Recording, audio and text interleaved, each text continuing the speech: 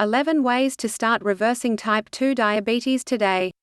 Whether you have a diagnosis of type 2 diabetes or you've been told you're at risk, read on for 11 ways to start reversing the effects immediately.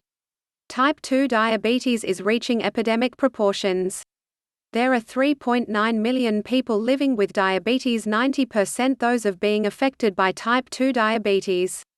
Here's another shocking statistic: 1 in 3 UK adults has prediabetes, the condition that precedes diabetes. As you'll soon see on BBC One's Doctor in the House, it is entirely possible to both prevent as well as reverse type 2 diabetes. Unfortunately, a lot of the advice that is given for the condition is, in my opinion, unhelpful and misguided. Most people think of it as a blood sugar problem, but this is the ultimate effect rather than the cause. What is type 2 diabetes? Type 2 diabetes is a condition that is characterized by chronically elevated blood sugar levels. However, the main cause as well as the driver for this condition is something called insulin resistance. When you eat certain foods, particularly refined carbohydrates, that food is converted to sugar inside your body. Your body's way of dealing with this sugar is to produce a hormone called insulin. Insulin moves the sugar inside your cells so that it can be used for energy. Sounds great, right? Well, yes and no. When working efficiently, this is a fantastic system that helps your body to function well. But when you have type 2 diabetes, prediabetes or significant abdominal obesity, that system does not work so well. Eating too many refined carbohydrates elevates your insulin levels for long periods of time and your cells start to become resistant to the effects of insulin. Think of this a bit like alcohol. When you start to drink, a single glass of wine can make you feel drunk. Once your body becomes accustomed to drinking, you need more and more alcohol to achieve the same effect. This is what happens in diabetes.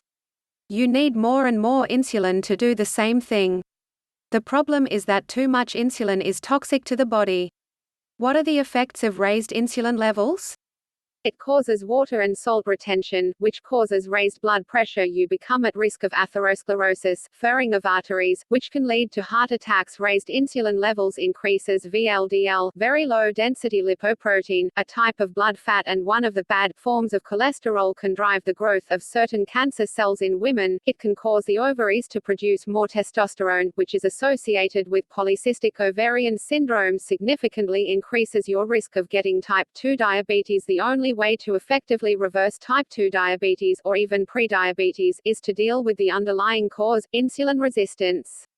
Trying to address the blood sugar levels with medication without addressing the insulin levels is treating the symptoms, not treating the root cause. It is similar to using a bucket to remove water from an overflowing sink rather than actually turning off the tap. The most important thing to do is to stop adding fuel to the fire. If insulin resistance is driving the condition, you need to firstly stop consuming foods that increase insulin production. Secondly, you need to make some lifestyle changes so that you can become sensitive to insulin once again. So, what foods increase insulin production? All carbohydrates, to some degree at least, will raise your blood insulin levels. That is why I consider type 2 diabetes a form of carbohydrate intolerance. Protein can also raise levels, but to a much lesser degree. The only macronutrient that keeps your insulin levels and, therefore, your blood sugar stable is fat. Therefore, if you are trying to reduce insulin levels, you need to reduce your amount of certain carbohydrates and replace them instead with healthy, natural fats. What does that mean in terms of actual food choices though? When I say healthy, natural fat, think nuts and seeds, avocados, omega-3 fats found in almonds, flaxseed and cold water fish, like wild salmon, herring, mackerel and tuna, extra virgin olive oil and whole eggs. And when I talk about reducing certain carbohydrates, I mainly mean reducing your intake of refined carbohydrates such as pasta, rice and bread. Non-starchy vegetables, such as broccoli, cabbage and cauliflower, are fine and can be eaten in abundance. Many fruits are packed with carbohydrates, so if you're trying to reduce your carb intake, try and limit your intake to low-carb fruit, such as rhubarb, watermelon, berries, peaches and blackberries. It is really important to say that I do not believe that there is one perfect diet for everyone. Different people respond to different diets. However, if you have a diagnosis of type 2 diabetes, or if you have been told you are at high risk, or if you have significant abdominal obesity, here are 11 ways to start reversing the effects immediately. 1. Avoid all refined carbohydrates. That means no pasta, rice or bread. Even whole grain bread will spike your insulin. 2. Avoid all added sugar. If your body is already in a state where you cannot process carbohydrates and sugars properly, you are going to have to take steps to fully eliminate all sugars, at least in the short term. 3. Avoid all sweet drinks. It is best to stick to water, tea, coffee.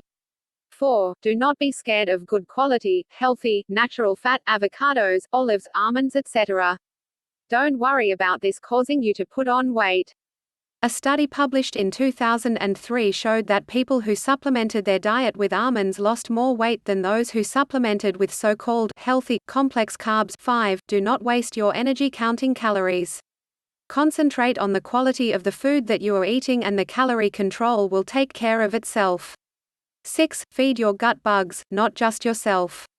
There are trillions of bugs that live in your gut. Their health is critical in determining your health. Many studies show links between the state of your gut bugs, your microbiota, and type 2 diabetes. Start improving the health of your gut immediately by eating 5 servings of different colored vegetables each day. The non-digestible fiber in vegetables is the preferred food for your gut bacteria, and when your gut bugs are happy, you will be happy. The wider the variety of colors, the more phytonutrients you will be getting. 7. Do my 5-minute kitchen workout once a day. This could be before breakfast, lunch or dinner, whatever works for you. 8. If you like to snack, keep some high-fat healthy snacks with you, such as olives, nuts or hummus. When you snack on refined carbohydrates such as biscuits, you go on a blood sugar roller coaster that results in you feeling hungry shortly after. Fats, on the other hand, will keep you fuller for longer. 9. Include high-quality protein and fat with every single meal. This helps to stabilize your blood sugars and promotes satiety and fullness, making it less likely that you will want to reach for dessert after your meal. 10. Eat your meals sitting down at a table.